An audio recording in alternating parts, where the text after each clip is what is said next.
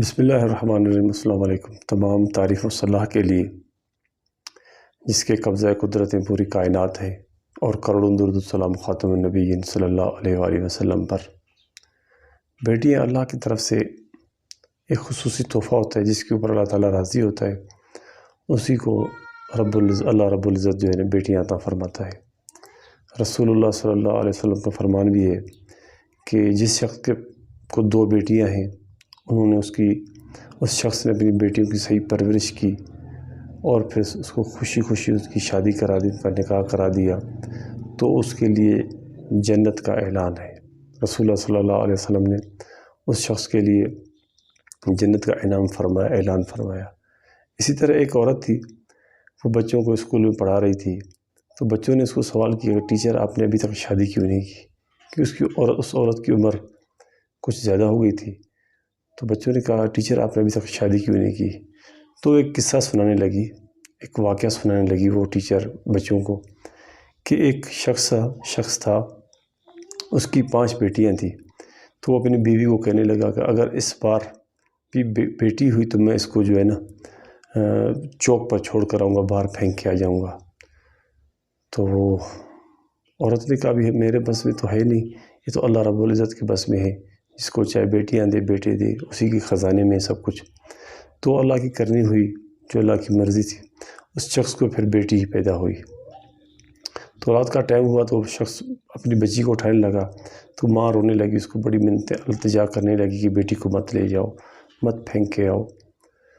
اس شخص نے اس کی بالکل ایک بھی نہیں مانی، وہ وہاں سے لے کر چلا گیا۔ لیکن ماں تھی، معصوم سی ننھی جان کے لیے پریشان تھی۔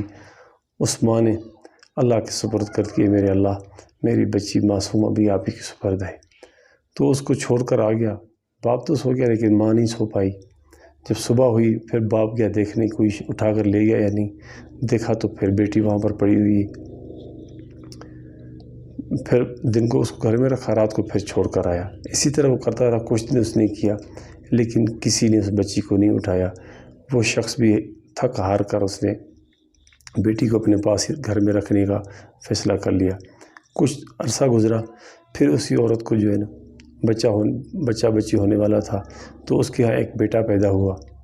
جب ایک بیٹا پیدا ہوا تو پہلے والی 5 بچیوں میں سے ایک بچی اس کی اللہ کو پیاری ہو گئی۔ پھر کچھ عرصے کے بعد پھر اس کو بیٹا ہوا، پھر وہ ایک بیٹی فوت ہو گئی۔ اسی طرح کرتے کرتے اس شخص کو 5 بیٹے ہوئے، اور جو پہلے والی 5 بیٹیاں تھیں وہ مر گئی، اللہ کی کرنی۔ تو وہ پھر ٹیچر کہنے لگی کہ پھر وہ شخص جو ہے نا اتنا بوڑھا ہو گیا کہ اس کو بیٹے اپنے چھوڑ کر چلے گئے۔ تو پھر وہی جو بیٹی اس نے رکھی ہوئی تھی، جس کو چھوڑ کے آتا تھا چوک پر، جس کو اللہ تعالیٰ نے اس کے لیے ایک تحفہ بھیجا تھا، وہی بیٹی اس کے پاس بچی ہوئی تھی۔ 5 بیٹیاں تو پہلے والی مر چکی تھی۔ تو پھر وہ ٹیچر کہنے لگی وہ بیٹی میں ہی ہوں اسی شخص کی، میری ماں بھی کافی عرصے سے فوت ہو گئی ہے، میرے بھائیوں نے میرے باپ کو چھوڑ دیا ہے، لیکن ابھی میرا باپ اتنا بوڑھا ہو گیا ہے کہ وہ کھانا بھی نہیں کھا سکتا ہے، میں اس کو اپنے ہاتھ سے نوالے توڑ کر کھانا بنا کر اپنے ہاتھ سے اس کو کھلاتی ہوں۔ تو یہ ہوتی ہیں بیٹیاں۔ بیٹے تو ہمیشہ باپ کی مال کی وراثت کے پیچھے پڑے ہوتے ہیں کہ کب ہمارے باپ کا مال بانٹا جائے گا تو ہمیں حصہ ملے گا، لیکن معصوم بیٹیاں ہوتی ہیں جنہوں نے آج تک کسی اپنے بھائیوں سے یا باپ سے کبھی بھی اپنا حصہ نہیں مانگا۔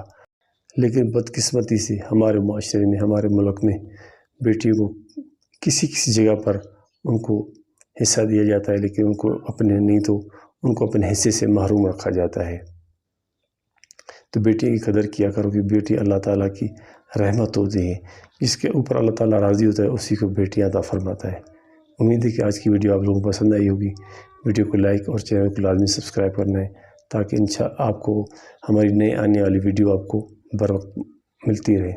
انشاءاللہ اگلی ویڈیو ملیں گے۔ اللہ حافظ۔